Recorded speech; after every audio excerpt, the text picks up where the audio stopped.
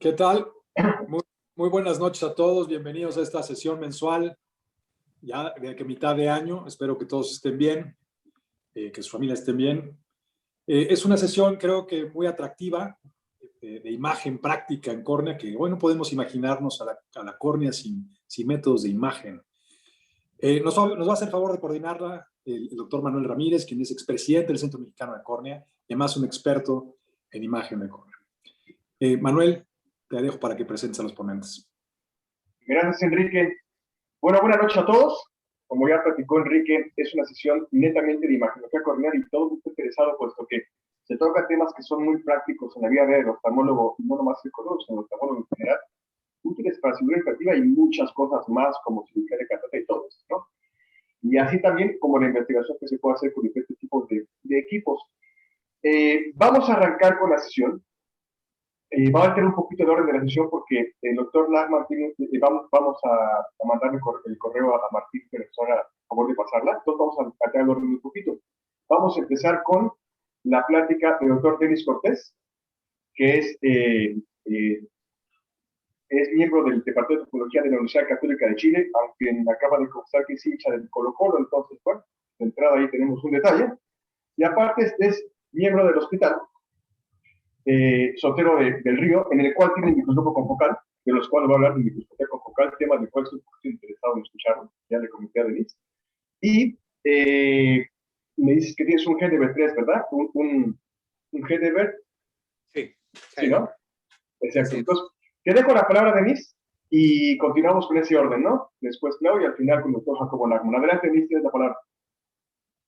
Muchas gracias, Manuel. Un gusto estar acá. Muchas gracias por la invitación al comité organizador. No sé si se logran ver la imagen, Manuel. Sí, se ve perfecto. Perfecto. Adelante. Bueno, un gran saludo para todos los asistentes desde Chile. Un gusto estar acá con mis amigos también de la Sociedad Mexicana y del Centro de Córnea y Refractiva. Bueno, cuando me comentaron la posibilidad de presentar algo, la verdad es que me entusiasmó bastante porque esta ha sido una de mis pasiones dentro de mi formación. Tuve la suerte de contar con un equipo confocal por ahí por el año 2006-2007 más o menos. Y la verdad es que asistí a unas reuniones que en ese tiempo presentó el doctor Oscar Croxato, que es un conocido oftalmólogo de Buenos Aires, patólogo, y la verdad es que quedé fascinado con las imágenes y aprovechando que el equipo nos había llegado recién, me enfoqué en jugar con el equipo, en aprender, autoformarse y leer todo lo que podía respecto al tema. Y afortunadamente un equipo con el cual cuento en el hospital público donde trabajo, en el Sotero del Río, y lo tenemos en nuestra consulta, así que lo tenemos como una lámpara de hendidura complementaria, lo usamos bastante en nuestra clínica. Y les quiero transmitir un poquito la experiencia y presentar cómo esta charla tiene que ver un poco con el enfoque práctico y cómo nos ha apoyado en contar con la información complementaria en nuestros casos de nuestra práctica clínica diaria. No tengo ningún interés comercial en ninguno de los equipos ni tecnología que voy a comentar. Sin duda que la publicación y la imagen del segmento anterior han aumentado considerablemente, se han tomado las portadas y eso tiene relación con el incremento y los avances tecnológicos durante las últimas décadas. Bueno, llama la atención que el primer confocal, los principios se sentaron en 1955 y el gran mérito en esto lo tuvo este científico estadounidense Marvin Minsky, que es considerado uno de los padres de inteligencia artificial para estudio de red neuronal, básicamente. ¿Y en qué consiste este equipo, esta tecnología, cómo funciona? En palabras bien sencillas, utiliza una fuente de luz y hay un lente objetivo de alto poder, y se hace coincidir el foco en un determinado plano con la luz en ese plano. Esa información retorna y es capturada por un fotodetector, y toda la información que proviene de un plano anterior o posterior al plano, al punto focal, digamos, es eliminada, y eso permite obtener imágenes de muy alta resolución que nos permite ver células, nos permite ver nervios, el plexo subbasal, queratocitos, esos son los núcleos, en todas las capas y también la capa endotelial. Existen algunos equipos, el COFOScan 4 ya no está disponible comercialmente, pero varios centros también cuentan con él. Utiliza como principio una fuente de luz halógena, tiene un lente 40 por para estudio confocal, que es el que observan acá en este examen, y también un 20 por que es de no contacto para microscopía especular. Tiene un modo de adquisición de imágenes manual, automático, y un software que permite analizar y contar células en las distintas capas de la córnea. El otro equipo con el que contamos en nuestro hospital y es con el que yo he tomado todas estas imágenes que voy a mostrar es el HRT3, que tiene este módulo rostro, que es este lente grande que observan acá, que se inserta en la plataforma del HRT y se pueden obtener imágenes de muy alta resolución con estos tres tipos de adquisición de imágenes, la sección, volumen y secuencia. También cuenta con un software que permite hacer análisis y conteo celular en todas las capas de la córnea. Me gusta bastante este equipo porque la verdad es que uno puede ir en todos los ejes que quiera examinar y si bien es cierto, tiene una limitación en relación al tamaño de la muestra que estamos examinando, nos permite llegar a nuestras áreas de interés con más facilidad que otros equipos más automatizados. Entonces, este equipo tiene esta forma de adquisición de imágenes que es la sección, el volumen, que es una secuencia fotográfica, son 40 fotografías tomadas desde la superficie a la profundidad cada 2 micras, y la secuencia, que como observan a la derecha, acá estamos viendo un vaso a nivel del limbo esclerocorneal. Ahí pueden observar las células dentro del vaso. Como mencioné, dentro de las limitaciones, estamos acá examinando un área muy pequeña de la córnea. Este equipo cuenta con un lente que permite exámenes de 300 por 300 micras y de 400 por 400 micras. Por lo tanto, aparte del costo del equipo en sí, necesita también de un operador experimentado para sacarle el mejor provecho al examen. Y al menos en nuestro departamento, los corneólogos somos los que hacemos este examen. Yo me he dedicado en realidad a hacer gran parte de todos mis exámenes para sacarle el máximo rendimiento. Depende mucho también del paciente, de la colaboración del paciente, porque como estamos acá viendo células, cualquier pequeño movimiento es un artefacto y empeora un poco la calidad del examen. Y también depende de algunas características del tejido, porque por ejemplo, si queremos evaluar un absceso en la parte central, vamos a tener mucho ruido en cuanto a la imagen, no vamos a obtener imágenes de muy buena calidad y tenemos que tratar de evaluar una parte algo más periférica que nos permita ver con más claridad nuestros hallazgos. Acá hay una comparación un poco con lo que vemos con OCT de segmento anterior, y a la derecha observan las imágenes capturadas con confocal en estas distintas puntos focales. Vamos entonces a ver algunos casos clínicos.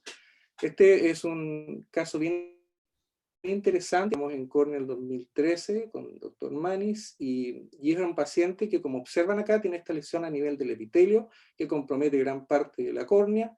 Parte acá en la foto de la izquierda desde el limbo hacia el centro, y la imagen del OCT muestra un engrosamiento del epitelio, más de 120 micras, cercana al limbo, y la confocal, como observan en el video, se observan claramente las células displásicas, se observan más hiperreflécticas, con núcleos más hiperreflécticos, y la clara diferencia con las células del epitelio normal, que se observan acá más oscuras.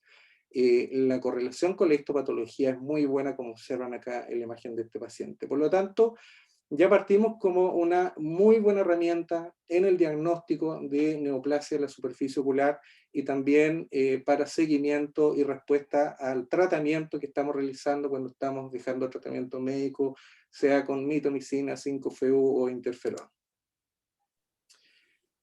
Acá un caso de una distrofia. Este es un paciente que acude a un control refractivo y observan esta lesión que se ve hiperrefléctica, blanco-grisácea. También se comienza un poco en el área limbaria hacia el centro.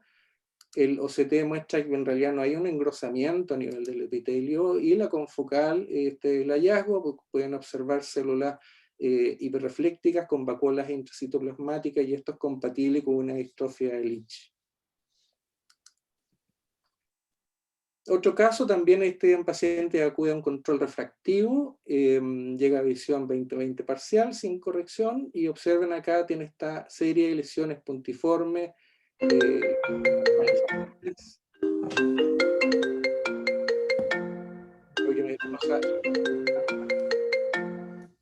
No sé si es algún teléfono mío o del de usted.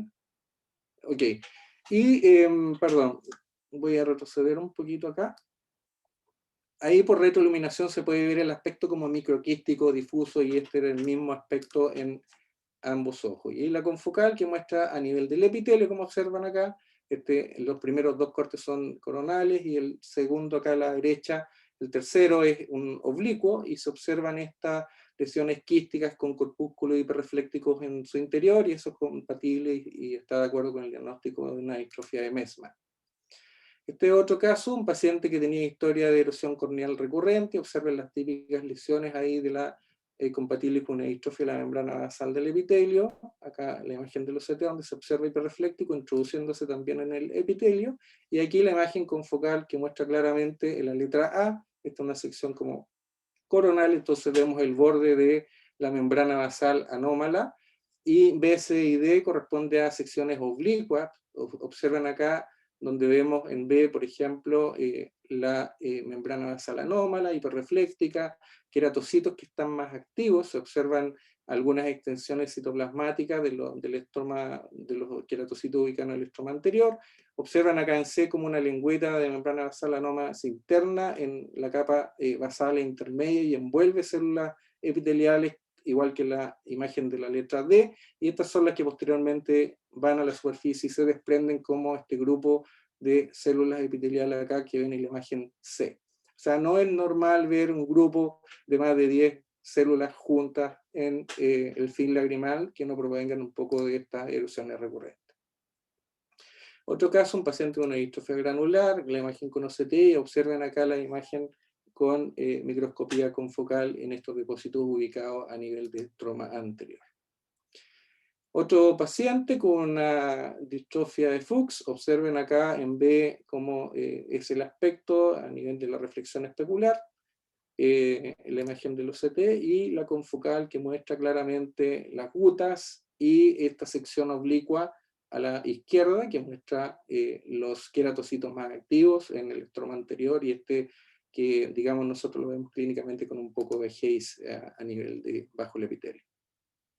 Esta es una imagen del norte de Chile, el lago Chungará, un lago precioso ubicado a 4.500 metros de altura, por si tienen la posibilidad post pandemia de darse una vuelta por nuestro país.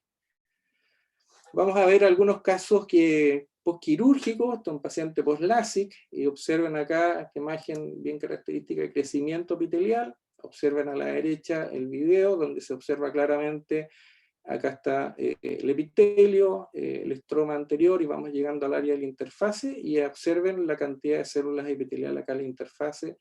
Ya cuando las células epiteliales se encuentran en un estadio más degenerativo, da esta imagen más blanquecina, que es la que nosotros vemos clínicamente. Este es un paciente con queratocono, se hizo un implante de anillo, y el colega nos envía por esta imagen, dentro de los primeros días de la cirugía. Esto era como día 7 u 8 post cirugía, y el paciente estaba un poco fotofóbico y tenía esta imagen, le hicimos la confocal, y pueden ver acá cómo se observa el crecimiento epitelial, digamos, de la incisión. Ahí está la entrada de células epiteliales por la incisión. Ya te doy más, espérame un tantito. No. Escucho un audio. Este es otro paciente con un crecimiento epitelial post-queratoplastia penetrante. Observen acá la línea hiperrefléctica a nivel endotelial. Miren la imagen del OCT en C y D, cómo se observa este crecimiento que sella cada ángulo y crece sobre el iris. Acá hay una sección de OCT con el iris, donde se observa claramente el crecimiento, y esta es la imagen de la confocal en B, donde observan claramente células epiteliales. Acá estamos, digamos, sobre la capa endotelial, y esto se ve en negro, corresponde a cámara anterior. Bueno, este paciente anduvo mal, generó retracción, empezó a filtrar, se hizo un parche, y como ven acá, se puso opaco este injerto, empezaron después a indicar, digamos, inyecciones de 5-FU intracameral, a ver si había algún grado de respuesta, pero no anduvo bien. A pesar de la pérdida de transparencia, pueden observar que se pueden tomar buenas imágenes que nos permiten ver qué está pasando adentro. Acá observen el crecimiento, la severidad del crecimiento epitelial sellando ángulo, creciendo sobre el iris, y aquí la imagen confocal en B a la derecha, donde se observa la gran cantidad de células epiteliales. Y este es el informe histopatológico donde se ve claramente el crecimiento.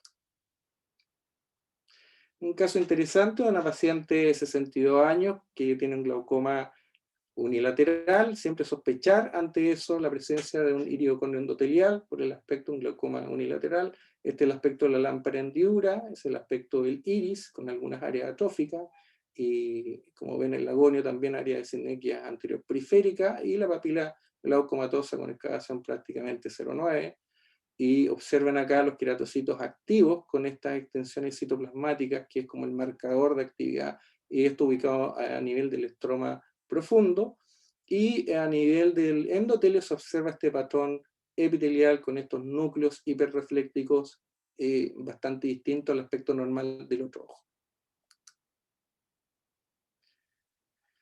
Este es un caso bien interesante, un paciente con una cistinosis nefropática infantil, que en etapa adolescente, aburrido el tratamiento, deja el colirio y observa la cantidad de cristales acá en todas las capas de la córnea, esto es la superficie, acá el depósito de cristales a nivel del plexo subbasal, a nivel del estroma anterior, a nivel del estroma medio, incluso a nivel del estroma profundo.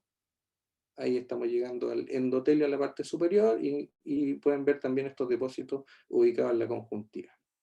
Seguimos en tratamiento intensivo, aparte del cistagono a tomar, el colirio cisteamina, y esto un mes después del tratamiento. Si bien es cierto, se observa todavía gran cantidad de cristales, bastante mejor el aspecto en relación al examen previo. Ya estos filamentos al menos se observan más de menor grosor y menor número también. Y acá también tiene el aspecto de menos depósito en la conjuntiva. Un paciente con ojo seco severo hizo una queratitis filamentosa. Observan acá el filamento por la confocal, célula epitelial, en mucus. Podemos ver en vivo ahí cómo se adhiere firmemente a la capa basal del epitelio. Una utilidad bastante importante tiene que ver un poco para la evaluación del plexo. Este es un paciente con una queratopatía neurotrófica secundaria a una resección de un tumor pontocerebeloso que tuvo un compromiso del quinto par. Observan acá, desarrolla una gran leucoma vascularizado con gran exudación lipídica. Solo observan acá, esto fue un pinchazo que se hizo a Avastin.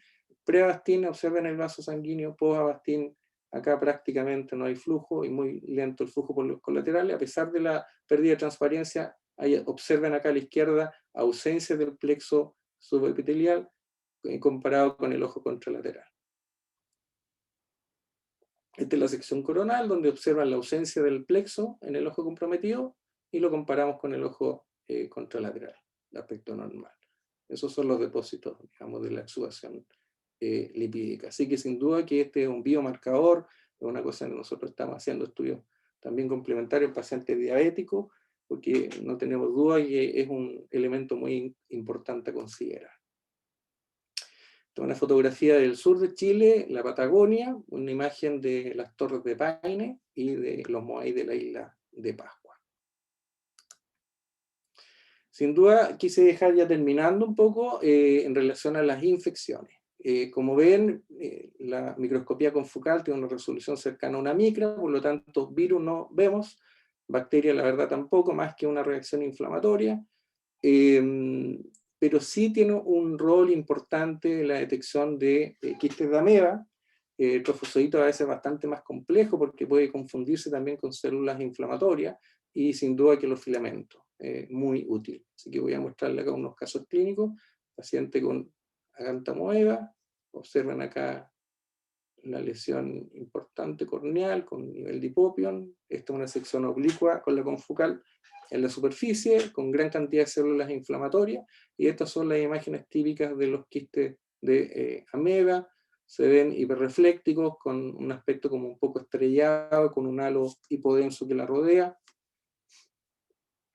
Es muy importante, nos permite hacer una idea en cuanto a extensión, en cuanto a profundidad, y sin duda que eso va también marcando el pronóstico. Esto, después de tratamiento con Brolén y PHMD, observen que va evolucionando de mejor manera, tanto clínicamente como por imágenes, donde vemos que ya empieza a reducir el número de quistes de ameba. Otro caso, un paciente que había sido operado de cirugía LASIK, que iba con una metropía residual y usuario de lente de contacto, y hace este cuadro, ya llevaba 2 semanas de tratamiento con mixto y es referido por mala respuesta.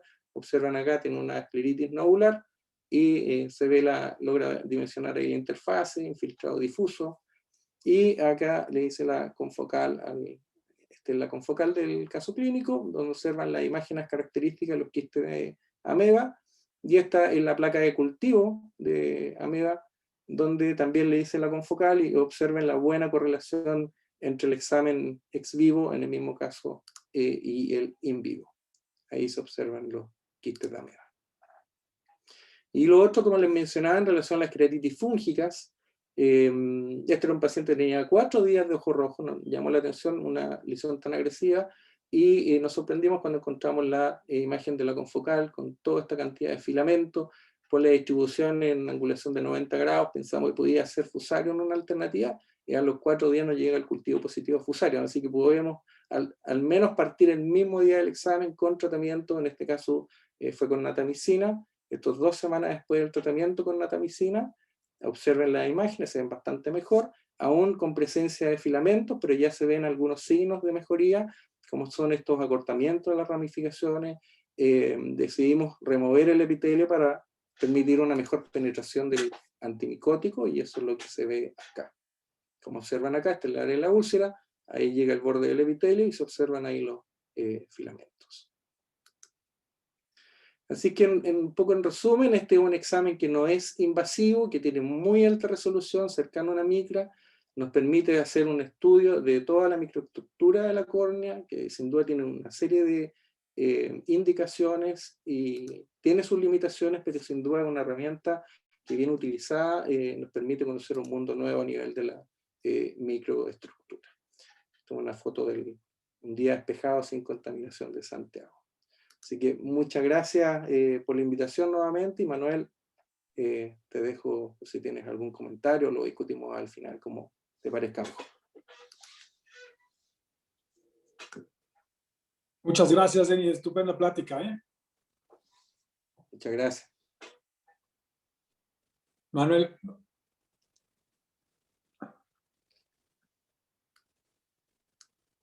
Manuel está ahí. Está silenciado. Pero ya. Muchas gracias, Denis. Yo creo que lo ideal, estaba silenciado, perdón. Yo creo que lo ideal va a ser hacer una mesa nacional para que tengamos preguntas del público auditorio y no interrumpir y seccionar toda la plática. Yo creo que continuamos con Claudia. Jacobo, ¿ya pudiste mandar por correo tu plática? Pon tu micrófono, Jacobo. Tu micrófono. Te está hablando. Jacobo. Jacobo. Bueno, vamos a continuar con la plática de la doctora. Sí, espero que lo haya recibido. Es lo que ok, perfecto. Ya lo tenemos entonces. Bueno. Sí, pero a ver, porque era grande. Ok, entonces, ¿te parece bien? Ya está puesta, está compartiendo, Jacobo. ¿Puedes empezar con tu plática? El doctor Jacobo Lachmann es corneólogo egresado de la Asociación para evitar la ceguera en México hace algunos años. No los menciones cuántos, Jacobo, porque eres contemporáneo. Y bueno, nos va a hablar de topografía corneal y tomografía corneal, que yo creo que es un aspecto importante para todo en general y más para los corneólogos, ¿no? Adelante, Jacobo, por favor. Gracias, Martín, Manuel. ¿nos apoyas, no? ¿Sí estamos? Sí, ya está tu plática ahí. Nada más nos va a estar apoyando Martín para pasar. Dile que adelante. Perfecto. Muchas gracias. Bueno, pues parte de lo que hace que esté aquí es que, a final de cuentas, creo que llevo cerca de 30,000 procedimientos refractivos en estos años, y eso sería imposible sin la ayuda de la topografía corneal y la tomografía corneal, que han sido instrumentos que nos han hecho evolucionar mucho, ser más precisos en nuestros tratamientos y en nuestros diagnósticos. Entonces, aunque quiero enfocar mucho esto en ejemplos clínicos, nada más repasando unos conceptos básicos, la topografía es la ciencia para describir en un plano las características de una superficie en particular, y se utilizan imágenes creatoscópicas o datos de elevación corneal, y los topógrafos más comunes se basan en discos de Plácido.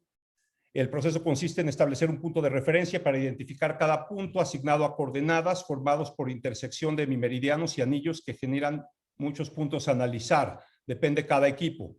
Cada sistema muestra una reconstrucción con representaciones numéricas o mapas de colores que, de acuerdo a la Universidad de Luisiana, según más cálido es el color, es más curvo, y según más azul o violeta es más plano.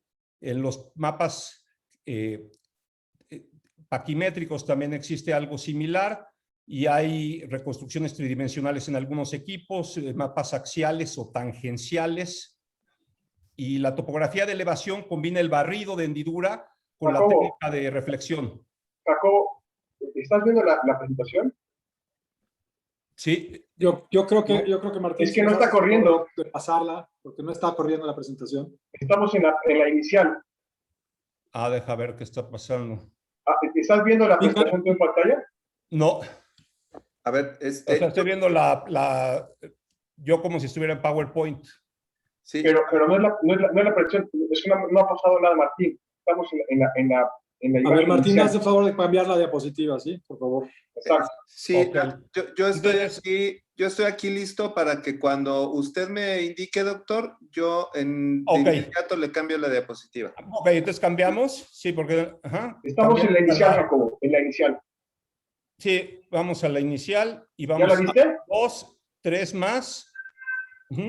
Y en la cuarta, las utilidades de la topografía son, bueno, el diagnóstico temprano y seguimiento de patologías corneales, ectasias, degeneración marginal de Terrien. Es indispensable para el análisis previo y seguimiento de cirugía refractiva, ya sea para LASIK, PRK, lentes fáquicos o facorefractiva, y es necesaria también si vamos a implantar segmentos de anillos intraestromales para corrección de queratocono, otras ectasias, y también en la cirugía de catarata, que hoy por hoy es más refractiva, y sobre todo los que venimos del campo de la córnea y cirugía refractiva, es muy útil para decidir nuestro plan quirúrgico. Aún así, también no podemos menospreciar la utilidad de la topografía para el retiro selectivo de suturas después de queratoplastía, y también puede ser útil para adaptar lentes de contacto.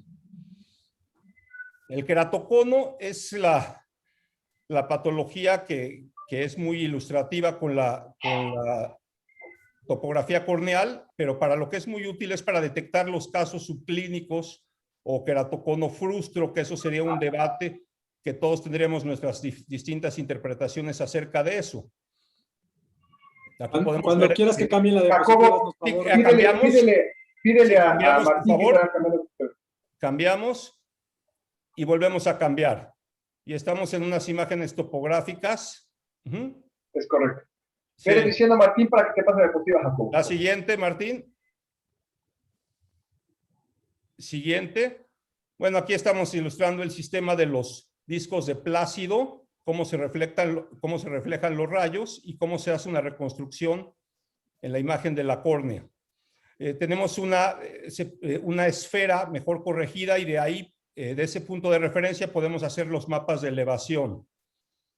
Esta es una imagen de topografía de elevación donde se puede examinar la curvatura anterior y posterior, y arriba de punto 40 es patológica. Aquí es una imagen normal. La siguiente, perdón, siguiente. Y cambiamos se ve una imagen de topografía alterada con queratocono, viendo la reconstrucción anterior y posterior. Siguiente. Los datos clínicos de queratocono, hay criterios topográficos y criterios clínicos. entonces no vamos a entrar mucho en eso. Ya sabemos que hay diferentes grados de clasificación de acuerdo a los reflejos de tijera, abanico, reflejo irregular, astigmatismos mayores, córneas más curvas de 47. Si hay una variación de 15 grados y las miras son irregulares o según cómo está la agudeza visual no corregida. Siguiente. Estamos viendo una imagen de un Orbscan con queratocono.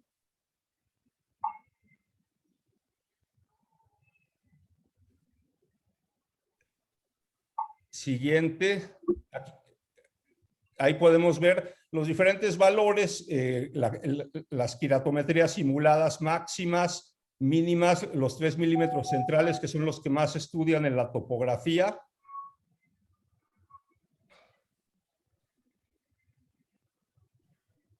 Y un dato muy común es el astigmatismo oblicuo. Siguiente. Y la curvatura posterior de más de 0,40. Siguiente. Vamos a pasar más rápido esto de la hendidura de barrido, porque algo muy útil es que también tenemos equipos que nos dan información de aberrometría y autorrefracción, además de topografía corneal, con este que trabajamos mucho, que fue el OPD de NIDEC. También podíamos hacer, siguiente, perdón. Una de las cosas que tenemos que hacer en la cirugía refractiva es buscar mantener la prolaticidad de la córnea.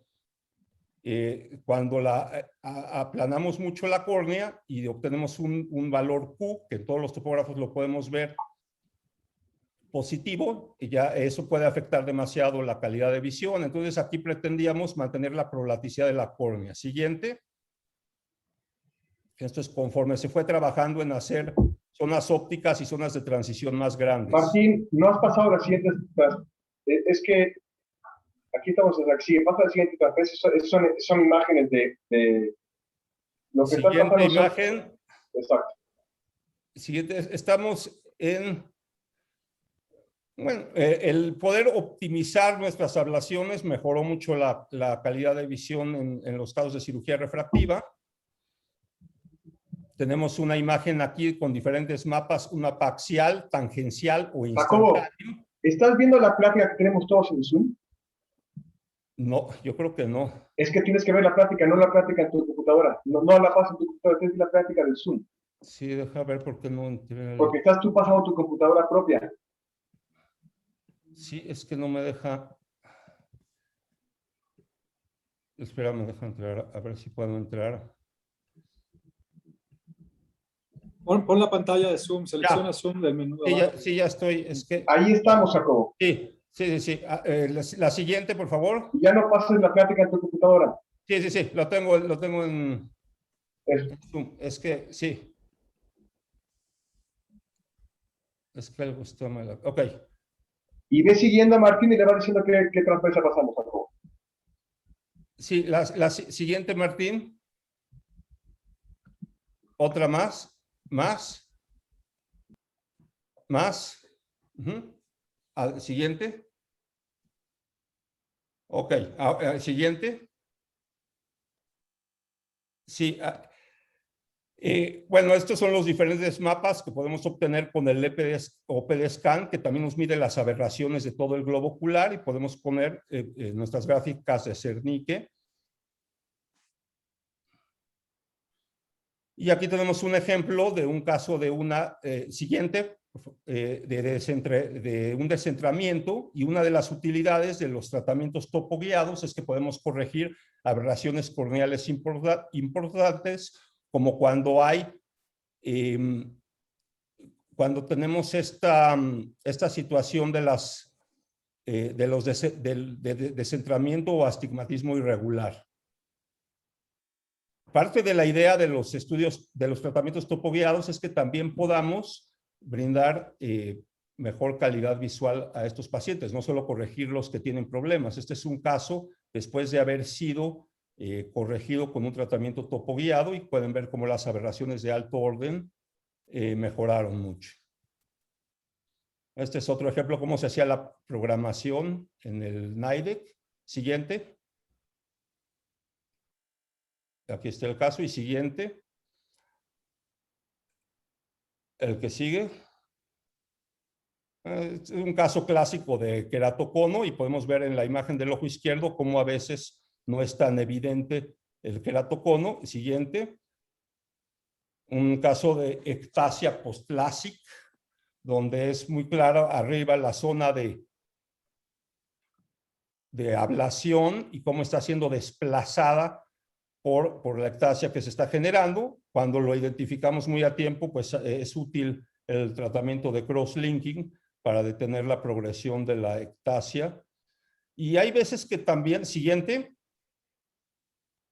el moldeamiento por lente de contacto puede dar imágenes muy peculiares. Por eso es muy importante para la preparación de cirugía refractiva, sobre todo en los usuarios de lentes de contacto gas permeable o semirrígidos, que dejen un tiempo apropiado para que podamos nosotros obtener imágenes consistentes y que veamos que la córnea se ha desmoldeado antes de proceder a hacer algún procedimiento refractivo. Siguiente.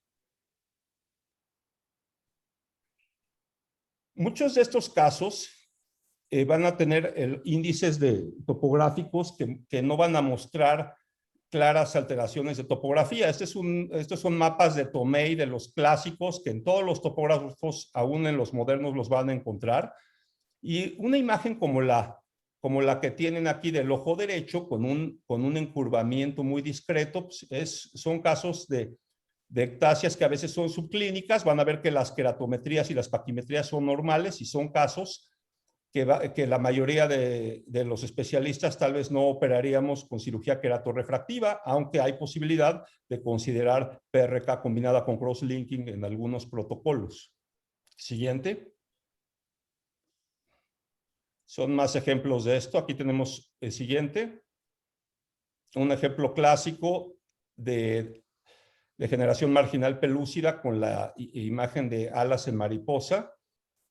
Y en el otro ojo no hay datos clínicos de ectasia, aparentemente, pero son casos muy riesgosos. Y muchos de estos en años atrás, a veces hacíamos una cirugía LASIK y años después apareció un problema.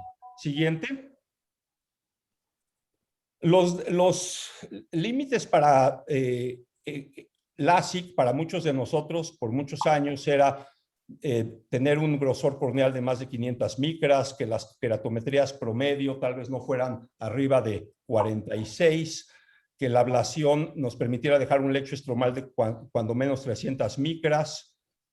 Y para algunos la curvatura posterior era importante, para otros no. Y por supuesto, lo más importante, que el patrón topográfico sea ortogonal. Este es un caso de este paciente que se operó hace algunos años, que lo que tenía de peculiar es que en el ojo derecho su queratometría más curva llegaba a 49, era un cilindro alto, que como dijimos, cilindros de más de 3 ya representan cierto riesgo. También el astigmatismo oblicuo o cuando hay un moño asimétrico siempre es algo que nos preocupa, pero aquí lo único que llamaba la atención, las paquimetrías están muy bien, lo único que llamaba la atención era la curvatura. Y si vemos la imagen del ojo izquierdo, la siguiente. En el ojo izquierdo, las queratometrías eran aún menores. El promedio queratométrico, bastante adecuado, 45. Aquí pueden ver el mapa paquimétrico, lo más delgado, 576. Pero lo que llama poderosamente la atención es la curvatura posterior, que estaba alterada, menos 0.45 milímetros. Y este paciente siguiente desarrolló unos años después ectasia solo en el ojo izquierdo, no el que tenía las queratometrías más pronunciadas, sino el que tenía la curvatura posterior alterada. Entonces, aunque hay muchos estudios retrospectivos de ectasia post-LASIK no consideraban la curvatura posterior porque no en todos los equipos se medía, pues es un criterio importante tal vez, aunque hay controversia si siempre debe de ser utilizado. Siguiente. Otra imagen de degeneración marginal pelúcida. Siguiente. Y aquí donde está aumentada la prolaticidad de la córnea, y aquí llega incluso en el ojo derecho hasta 49, esto se asemeja a una ectasia, pero no, esto es un ejemplo de un LASIK hipermetrópico. que también hay que buscar los límites de lo que vamos a programar porque no queremos causar una prolacticidad exagerada con el paciente. Los límites del ASIC hipermetrópico pienso que se han ido reduciendo a través de los años, también por la regresión y porque ya tenemos otras opciones mejores en algunos casos. Siguiente. Más importante que todos los índices de queratocono, creo que la experiencia clínica de ver las topografías es lo principal, porque les quiero mostrar este caso clínico de un paciente de 35 años con paquimetrías normales, un astigmatismo miópico compuesto elevado, oblicuo, cuyos índices de detección de queratocono que miden asimetría y regularidad corneal, pues salieron bastante normales, aún en el ojo con la topografía del moño más asimétrico. En el ojo izquierdo ni se diga. Y hoy por hoy, ninguno de nosotros le haríamos LASIK a este paciente. Antes yo tampoco lo hice, pero podría haber discusión si le haríamos PRK o considerar un lente fáquico ICL tórico. Pero estas cosas se adquieren de la experiencia clínica, no en todos los índices, porque aquí todo va a salir negativo y todo estaría bien como para poder proceder a hacer un LASIK. Siguiente. Este es otro caso que si ven la topografía del ojo izquierdo era un paciente de 19 años con adecuadas paquimetrías y simplemente en la imagen del ojo izquierdo hay cierta asimetría en la topografía. Como era muy joven, en ese entonces yo decidí no operarlo y esperar a documentar o evidenciar cierta estabilidad. Y pueden ver lo que pasó años después. Regresó el paciente, no fue operado y ya tenía evidencia de un queratocono 5 años después. Este paciente tal vez si le hubiéramos hecho PRK o SMILE, hubiéramos pensado que la ectasia es secundaria al procedimiento y él de todos modos iba a desarrollar queratocono. Esto es otro ejemplo de cómo para la planeación de la colocación de anillos intraestromales, la topografía es muy útil para, bueno, hay diferentes nomogramas y diferentes opciones. Son algunos casos clínicos de cómo mejora la topografía y en muchos casos la visión y la refracción tras la colocación. Siguiente. Son casos clínicos después de INTAX. Siguiente. Y este también después de INTAX, si pueden, el siguiente. Aquí está el comparativo. Algunos pacientes, no necesariamente por los anillos van a tener una estabilidad refractiva, pueden requerir cross-linking y seguimiento. Nunca hay que ver los anillos intraestromales como un procedimiento refractivo, es algo que le puede dar una mejor anatomía a la córnea y por ende una mejor visión y mejor posibilidad de rehabilitación visual. Pero en la gente que está muy bien con lentes de contacto y no está, los puede tolerar y yo no puedo pretender que con los anillos va a poder obtener una visión superior a ello. Pero la topografía es muy útil. Bueno, siguiente. Ejemplos de Kera-ring y corneal ring. Ha habido nuevos. Siguiente. Siguiente. También algunos casos clínicos, el siguiente, exitosos después de colocación de anillos, también después de una ectasia postlásica, el siguiente. Y en algunos no siempre hay un cambio topográfico tan drástico, pero muchos pacientes se sienten mejor, pero de todos modos tienen que usar lentes o lentes de contacto. Ahora, siguiente. Siguiente. El astigmatismo es algo que tenemos que evaluar mucho cuando vamos a hacer nuestros procedimientos de catarata, sobre todo los de índole refractivo. Entonces la topografía es indispensable porque de ahí va a depender nuestro plan. Siguiente. La que sigue. Porque pocas dioptrías de astigmatismo, fracciones de dioptría degradan mucho la calidad de visión, sobre todo si estamos implantando lentes multifocales o trifocales. Hay veces que nuestro plan va a ser solo poner una incisión en cierto lugar, hacer incisiones relajantes o un lente tórico, o nos vamos a apoyar con nuestro sistema de intraoperativo de aberrometría, pero tenemos que estar preparados para la corrección del astigmatismo. Siguiente. Este es un ejemplo de un paciente que había tenido la implantación de un lente Restor más de un año antes. Tenía una visión de 20/20 y estaba muy insatisfecho.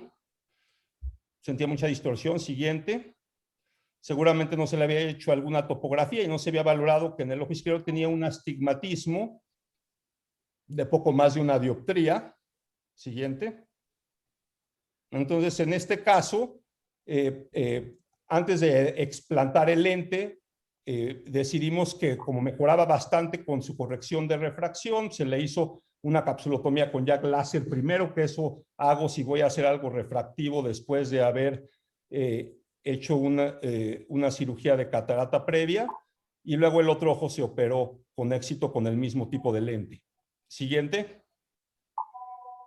Estos son algunos ejemplos de control de astigmatismo en pacientes postoperados de queratoplastía penetrante. La topografía es esencial para poder selectivamente ir retirando las suturas de acuerdo a cada caso. Aquí pueden ver el mismo caso a través del tiempo, cómo podemos reducir su cilindro conforme va pasando el tiempo, y es indispensable para el retiro de las suturas poder contar con la ayuda de un topógrafo que por lo menos nos den los mapas axiales. Siguiente. Y otro ejemplo otros ejemplos de la misma situación. Siguiente. Este es justo hace poquito un paciente que le retiramos recién las suturas, un astigmatismo regular, y este mapa fue tomado, el segundo, inmediatamente después de haber retirado 2 suturas donde estaban los ejes el eje más curvo, y ya inmediatamente había bajado 2 dioptrías el astigmatismo queratométrico. Siguiente. El tratamiento topoguiado actualmente es algo que está muy en boga. Siguiente. Vamos a ir más rápido con los conceptos de calidad de visión. Siguiente. Gran parte de las aberraciones del sistema óptico están en la córnea, entonces ahora... Jacobo, estamos sobre el tiempo. Ya, vamos para acá, vamos, siguiente. Ok. Siguiente. Sí. Bueno, lo que les voy a mostrar ahora es que... Siguiente. Siguiente. Ahora lo que estamos haciendo con los tratamientos topoguiados es que por la imagen del iris podemos enviar la imagen a nuestro sistema láser y podemos tener el uso del rastreador ciclotorsional, que es mucho más preciso para tratar cilindros altos, es importante, y podemos hacer tratamientos topoguiados. Aquí les voy a mostrar que no en todos los casos es algo muy útil. Por ejemplo, en este caso que podríamos haber hecho un tratamiento topoguiado. Siguiente. Siguiente. Siguiente. Otro. Siguientes. Otro. Creo que estamos sobre el tiempo. Sí. Jacobo, yo creo que tenemos que continuar con la siguiente plática de Catarina, porque estamos sobre el tiempo. Sale, me salgo, ¿eh? Gracias, Jacobo, por la plática. Gracias, Jacobo.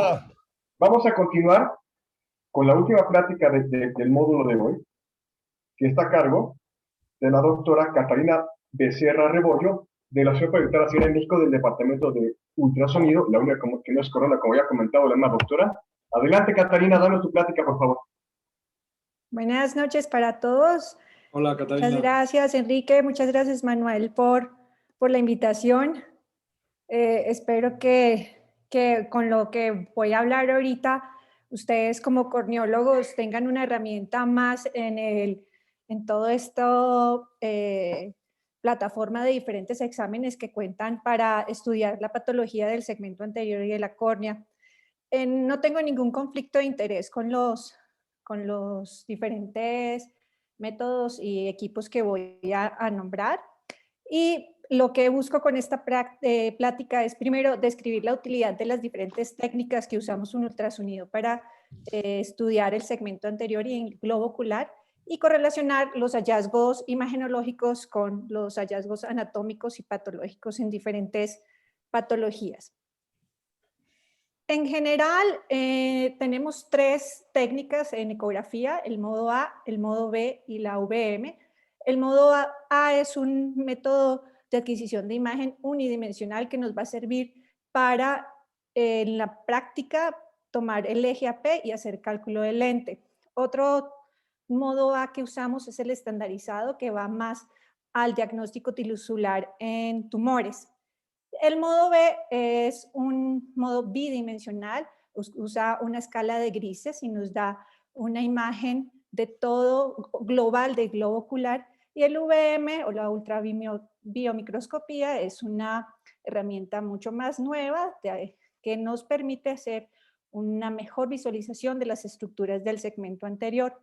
Cada una de estas técnicas usa un equipo diferente y eso va a depender también de qué frecuencia usa cada sonda, siendo el modo A una sonda de 8 a 11 MHz, el modo B de 10 a 20 MHz y la VM de 35 a 50 MHz.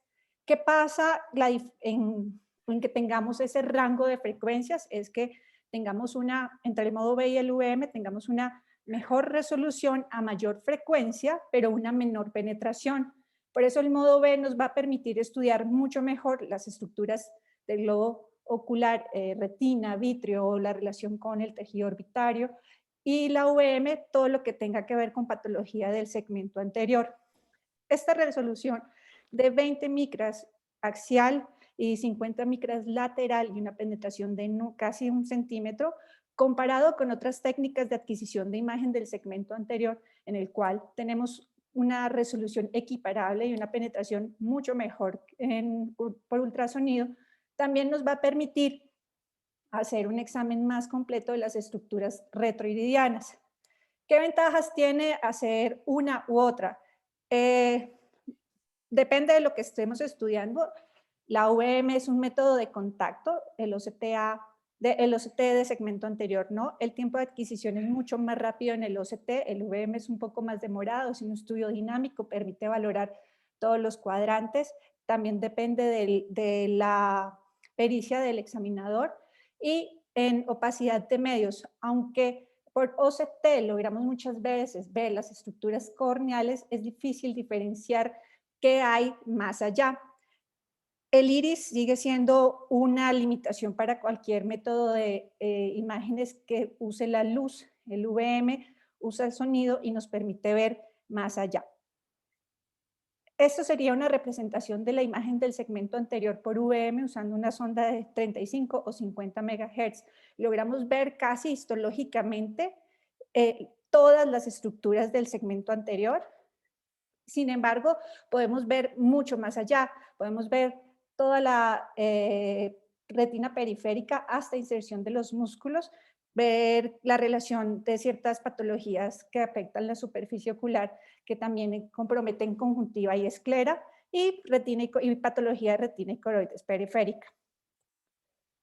Ya en córnea, si quisiéramos hacer una diferenciación de lesiones en este nivel, pues logramos diferenciar también las 5 capas. Luego, aunque comparado a la definición que tenemos en este estudio de la VM comparada al OCT, podemos también ser una herramienta útil en su valoración.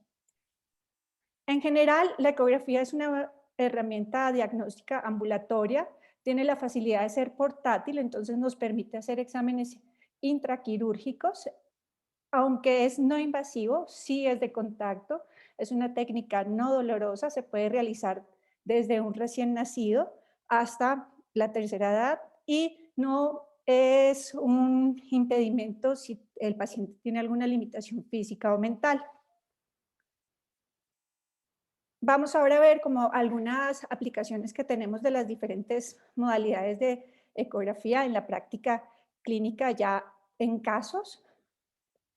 Creo que la ecografía es una de las herramientas principales cuando hay opacidad de medios. En general, cualquier patología que afecte la transparencia corneal o la visualización de las estructuras del segmento anterior va a ser la ecografía una de las mejores herramientas que contamos los oftalmólogos para valorar el estado fáquico o no del globo ocular, cómo están las estructuras en el segmento anterior y sobre todo ver cómo está todo el segmento posterior y poder así determinar un diagnóstico y dos, plantear un tratamiento.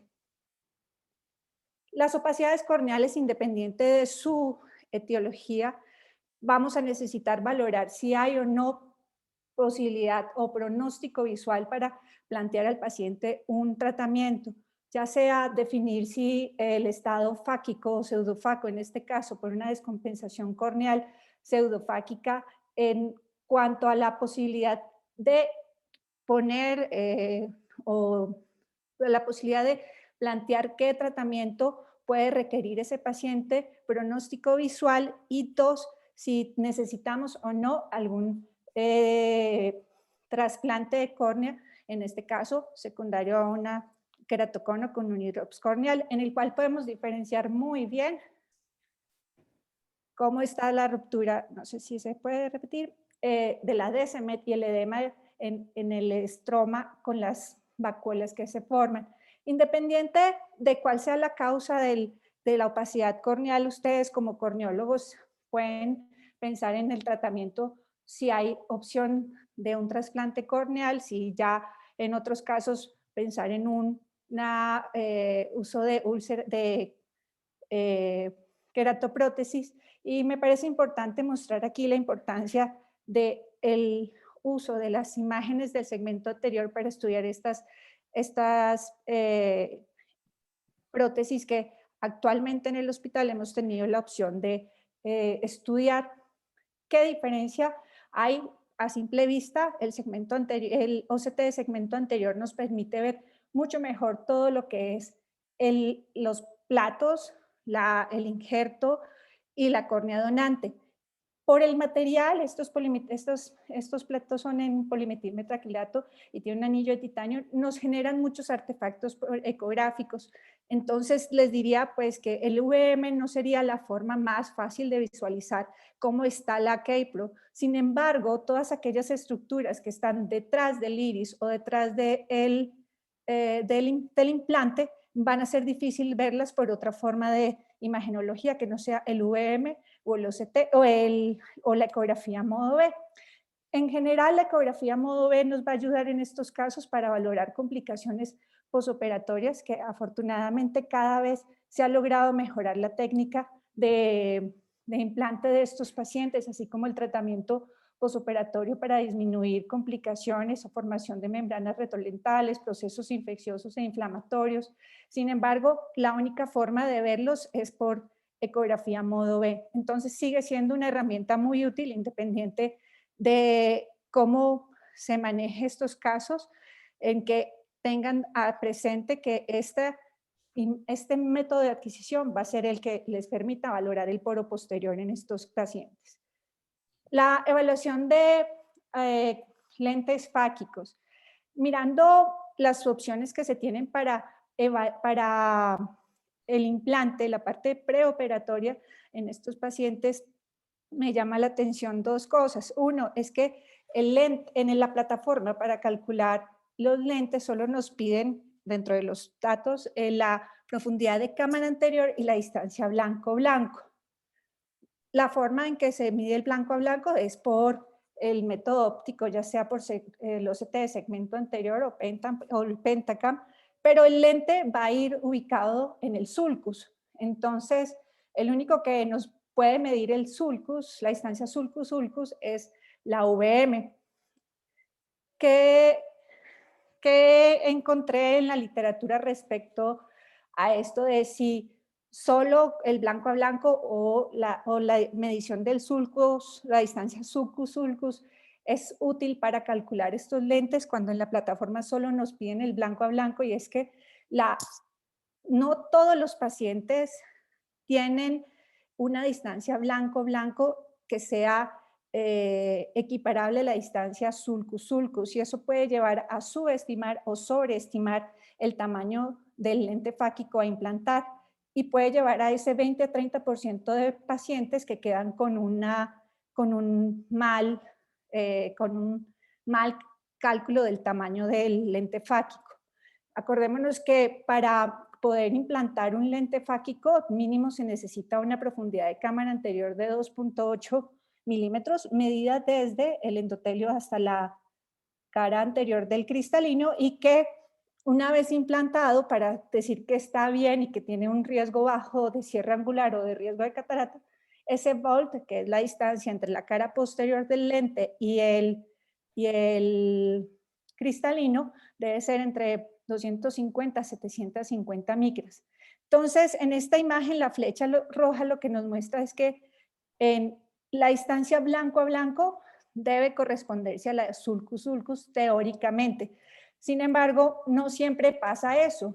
Y esa es la parte de las sorpresas refractivas que se llevan en estos pacientes, y es la que me lleva a mí a plantearles a ustedes, esto es como duda, es si sería necesario en todos estos pacientes hacer una correlación de la distancia blanco-blanco versus la distancia sulcus-sulcus para definir que sí vaya a quedar bien implantado el lente y evitar estas sorpresas refractivas que puedan implicarle tanto una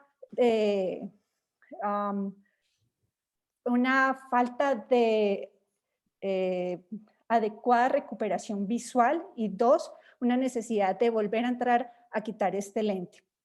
Entonces, se han hecho varios como estudios respecto a este tema, intentando mirar si hay factores de corrección que puedan ayudar a disminuir esta sorpresa refractiva.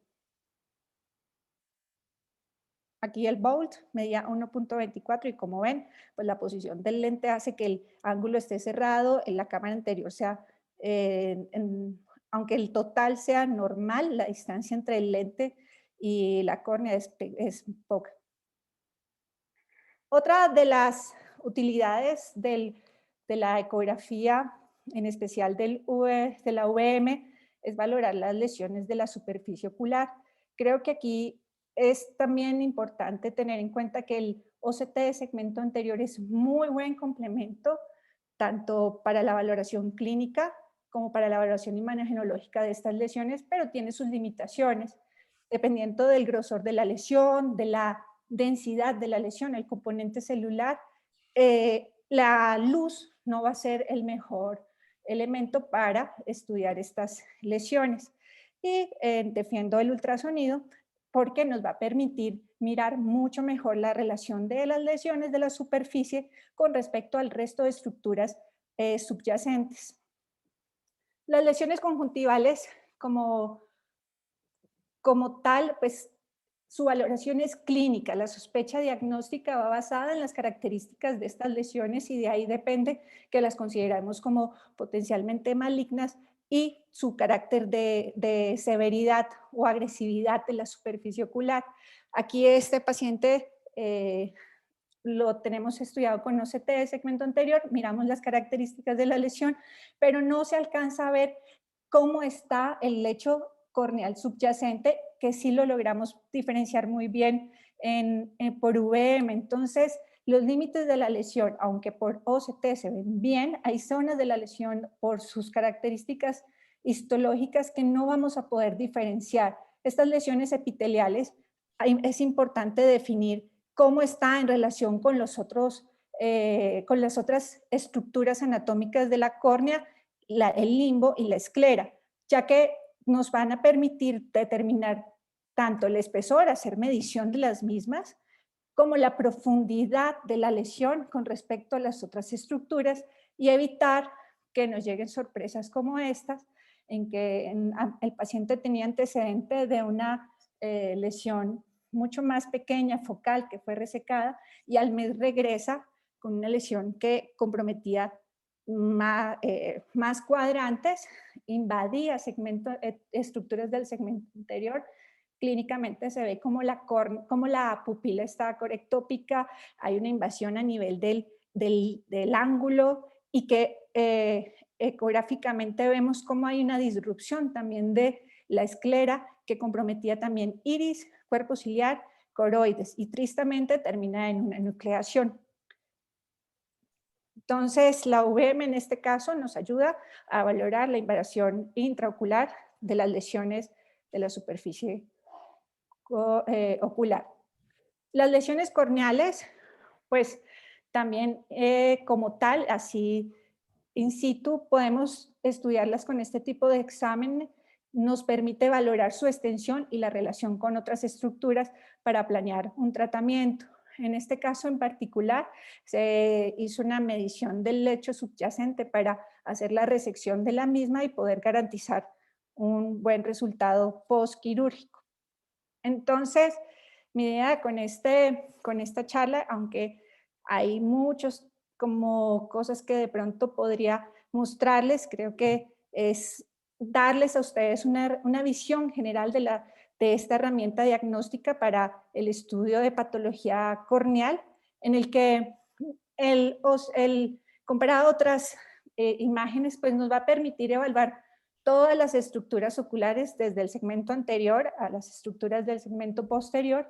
Nos va a permitir realizar una correlación de las lesiones que tenemos en la superficie ocular con respecto a estructuras adyacentes y pues si conocemos, al igual que los otros métodos que nos mostraron hoy, si conocemos cuáles son las ventajas y limitaciones de la técnica, independiente si necesitamos solo modo A, modo B y VM, pues que nos brinda información útil en el manejo y tratamiento de los pacientes. Muchas gracias. Gracias a ti, Catarina, muchas gracias. Es un tema muy extenso. La verdad es que es muy complicado hacer un resumen de todo esto en una sola plática. Quiero hacer una breve mesa redonda, empezando por ti, Denis. ¿Estás conectado? ¿Denis? Sí. Denis, me han hecho esta pregunta por 23 años. El microscopio confocal es un instrumento de investigación, o más de investigación, o más diagnóstico clínico.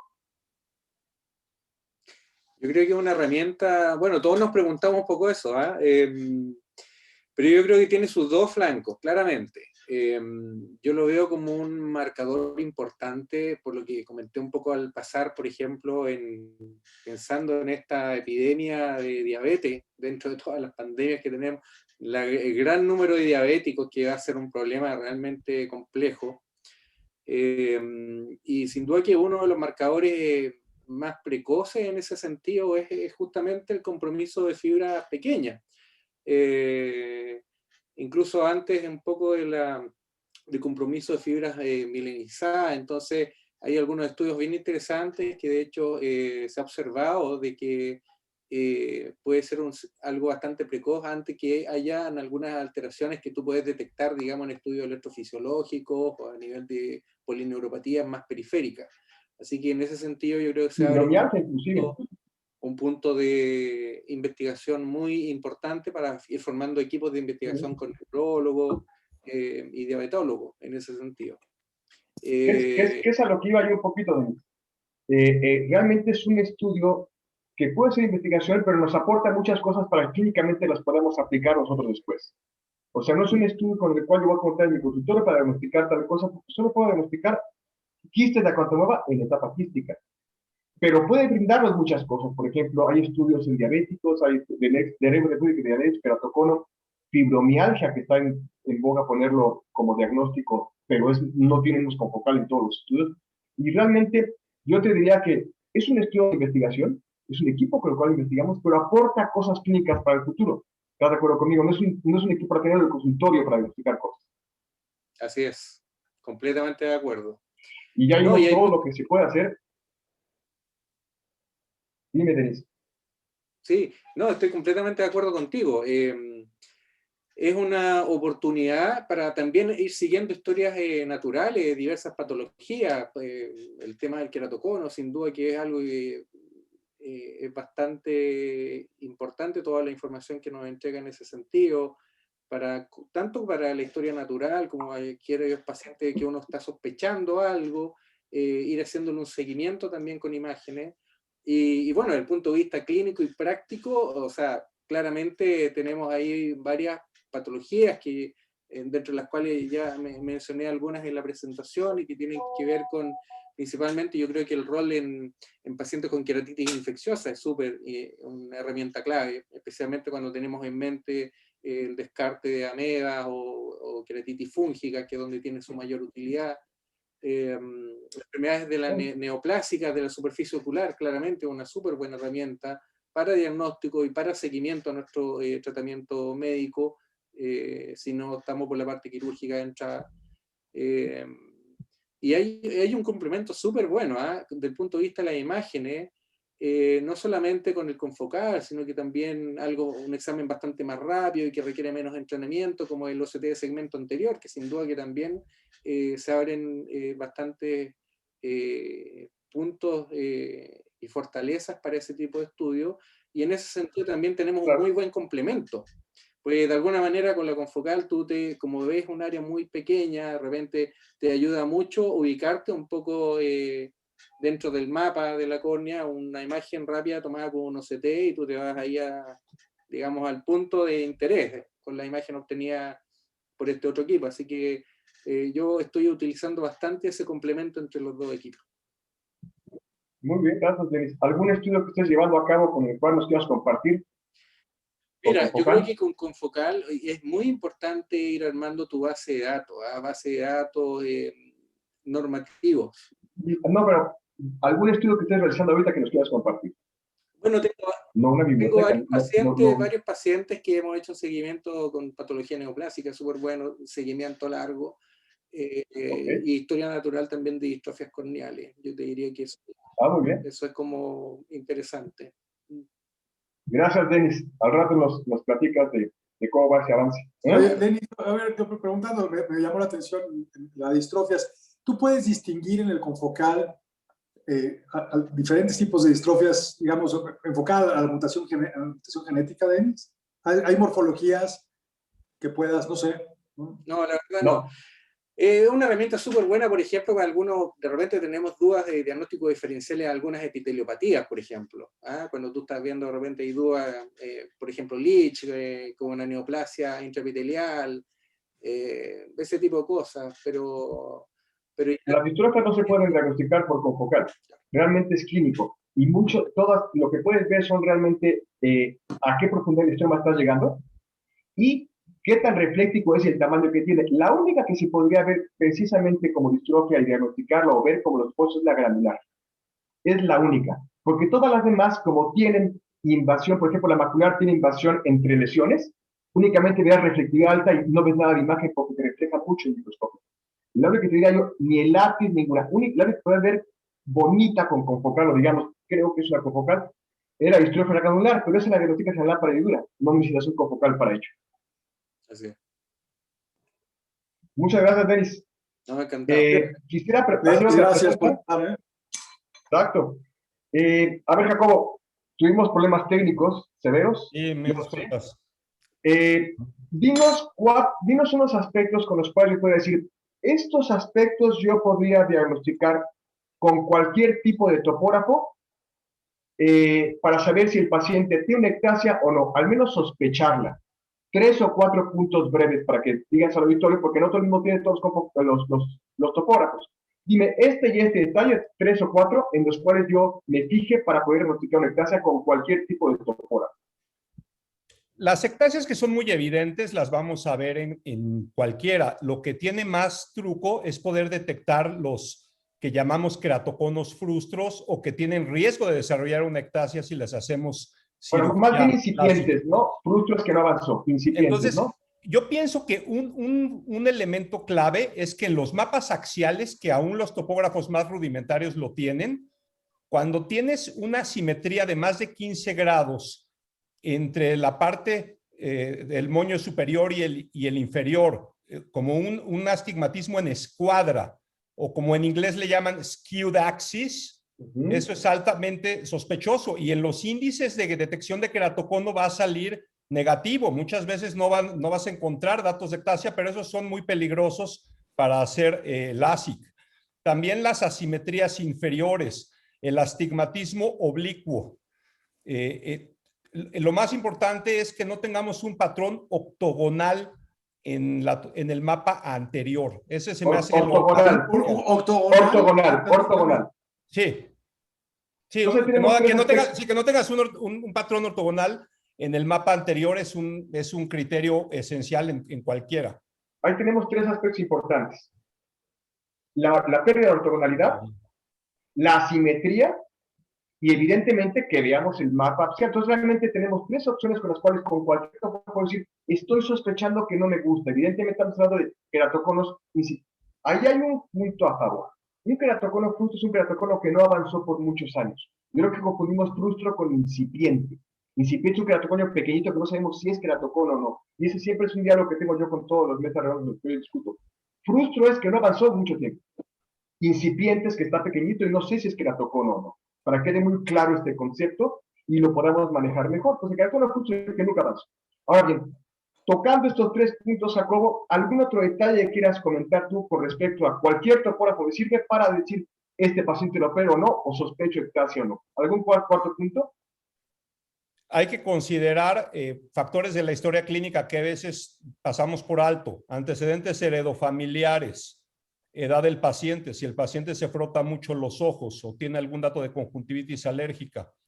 Y además, evidentemente, la paquimetría y las queratometrías. Los queratometría Entonces, eso nos ayuda a sumar banderas. Jacobo, hablando de imagen, frotarse y eso es clínico, de imagen, 2, paquimetría y queratometrías. Entonces tenemos 5 puntos ahí. Queratometrías, paquimetría, periortogonalidad, asimetría del moño y obviamente ver el mapa axial. ¿Consideras que esos 5 puntos son los buenos, Jacobo? Sí, y además astigmatismo elevado, un astigmatismo de más de 5 dioptrías, aunque sea un mapa ortogonal y aunque sea un astigmatismo con la regla, también hace que uno tenga cierta preocupación. Que va de la mano con las queratometrías. Una queratometría elevada es un astigmatismo grande, ¿no? No, hay pacientes que pueden tener queratometrías curvas sin tener un astigmatismo elevado. Vaya. Y también es un factor de riesgo. O sea, tenemos si ahí tiene un promedio queratométrico puntos, ¿no, de 48, 49 y no tiene astigmatismo, también es un factor de riesgo. Ok. Entonces, considerar todos estos 5 puntos que los cuales nos van a ayudar a cualquier tipo cualquier tipo de característica que nos sospeche, ¿no? Y que el oftalmólogo general, o incluso los que digamos, con este tipo de, estos 5 consejos les doy para sospechar que podemos tener ectasia, aunque no cuente yo con el topógrafo ideal o con varios topógrafos, ¿no? Y hay otras cosas. Si yo veo algún caso también con astigmatismo oblicuo, aunque sea regular y esté dentro de parámetros normales, tal vez evitaría LASIK y preferiría hacer tratamiento de superficie si reúne todos los criterios. Pero son está entre los 5 puntos que comentamos ahorita, el astigmatismo oblicuo. Ok. Gracias, Jacobo. Pasando con Catalina, porque ya tenemos un poquito de breve tiempo. Me llamó mucho la atención todo, y te voy a decir una cosa. Evidentemente, hay muchos estudios que mandamos todos los oftalmólogos a ultrasonido, ¿no? El lente, los años intracorneales de la actividad quedaron, por ejemplo, el lente de cámara anterior o el lente para ver si quedó bien en el margen o no. Pero lo que más me llamó la atención son los casos de oncología que pusiste, de carcinomas células intraepiteliales. Y te voy a decir que ahí me considero yo erróneo en esto. Yo quito el carcinoma epitelial, he quitado algunos, lo mando a patología y si me reportan bordes libres, creía que me sentía tranquilo. Lo que tú mandaste me sorprendió. Entonces, yo creo que conviene mandar un VM o un segmento anterior para ver los límites de esta lesión antes de que yo lo reseque. Ahí yo cometí errores, ¿eh? Bueno, entonces quiere decir que aprendiste algo hoy. Claro. Ya con eso sumo yo. Creo que parte de lo que quería mostrarles era eso. Seguramente hay muchas otras patologías que diariamente he podido ver yo o de que ustedes en su práctica nos envían, pero la idea era como en un marco general poder mostrar este tipo de imágenes que hagan pensar cuál es la importancia y qué técnica de imagen usar para cada caso, porque creo que tanto el OCT del segmento anterior, que me parece que da imágenes muy bonitas, se complementa muy bien con el VM, con las imágenes que nos da la VM. Sin embargo, la VM nos va a dar mucho mejor como los planos de la lesión. en cuanto a profundidad. Y Catalina, y hacerte la misma pregunta que dice a Jacobo o a Denis. Danos 3 o 4 situaciones o patologías en las cuales mande el oftalmólogo a ultrasonido al paciente, que no sean las que ya conocemos, sino detallitos que tú digas, este y este y este, 3 que se me escapen a mí. Digo, que no sea obviamente algo que sospechemos en polo posterior o algo, que digas tú, este y este y este recomiendo que lo mande a ultrasonido antes de actuar. Ya hablamos de las oncologías. Bueno, lo que primero que puse, cualquier opacidad corneal, hay que mirar cómo está el polo posterior. De eso va a depender el pronóstico visual y el tratamiento que ustedes propongan. 2, creo que muchos corneólogos también son cirujanos refractivos en cuanto a cirugía. Ahí es como... Te perdemos, Catalina. La topografía corneal es básica para el cálculo del lente. ¿Hola? Te estamos perdiendo un poco, Catalina. Hablaste que la topografía era ideal para el cálculo del lente intraocular en... Que es algo que de pronto Jacobo no nombró, pero que yo como especialista... Bueno, te estamos perdiendo un poquito, Catalina. Yo creo que tu conexión a internet es muy buena. Me parece importantísimo cualquier paciente con antecedentes. Sí, se me está cortando, no sé. Sí, no te preocupes. Yo creo que ya quedó claro lo que vamos a platicar. Bueno, estamos muy sobre el tiempo. Muy sobre el tiempo. Nos colgamos un poquitín. Sí, ok. Te agradecemos mucho, Catalina. Yo creo que quedó claro lo que queríamos comentar en ese aspecto. ¿Alguna otra cosa quieran comentar para cerrar la sesión? Jacobo, Catalina, Denis, Enrique.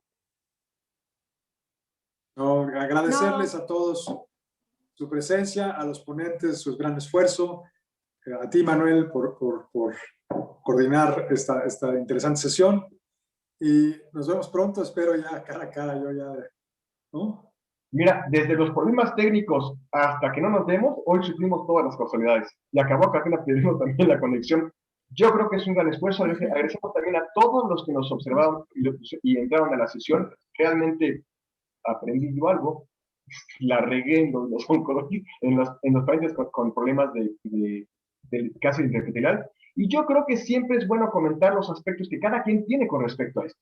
Valga la redundancia. Es muy importante escuchar todos los puntos de vista de la imagenología confocal, de la topografía, de los diferentes estudios de ultrasonido y OCT que tenemos en la baraja para diagnosticar cosas. Yo creo que sí, fructífero, Enrique. Y bueno, no me queda más que agradecerles a todos, Jacobo, Denis, Carrera, Enrique y a todos los asistentes nuevamente en escucharnos aquí en Centro Mecánico de Corrección Refractiva. Y bueno, buenas noches y nos colgamos un poquito. Agradecido. Buenas noches para todos. Gracias, buenas noches. Que estén Gracias, bien. Hilda, gracias, Martín. Hasta luego. Bye. Para servirles, buenas noches a todos. Bye, Denis. Buenas noches. Luego platicamos tú y yo, Denis. Sí, de todas maneras. Claro que Abrazos. sí. Bye. Chao.